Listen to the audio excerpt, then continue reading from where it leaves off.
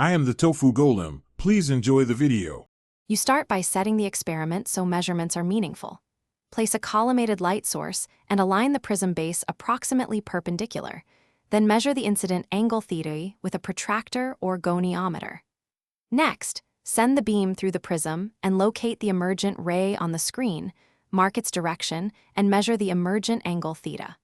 Finally, measure the prism apex angle between the two refracting faces. This angle is crucial because it links the internal refraction geometry to the external angles you just recorded.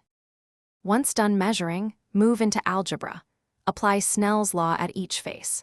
With air as n1 equals 1, compute the internal angles at entry and exit from theta and theta so you can verify consistency.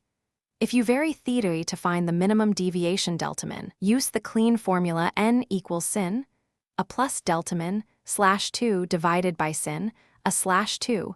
This simplifies the two-interface problem because internal angles become symmetric at minimum deviation. Make sure to use the same wavelength for all readings. Dispersion changes n. To finish, perform repeated trials and compute the mean refractive index and its uncertainty. Averaging reduces random error. Check systematic sources. Ensure the beam is collimated. Eliminate parallax by viewing protractor normal to scale, and verify goniometer calibration. If results disagree or vary more than expected, inspect the prism for scratches or inhomogeneity and confirm the light source wavelength.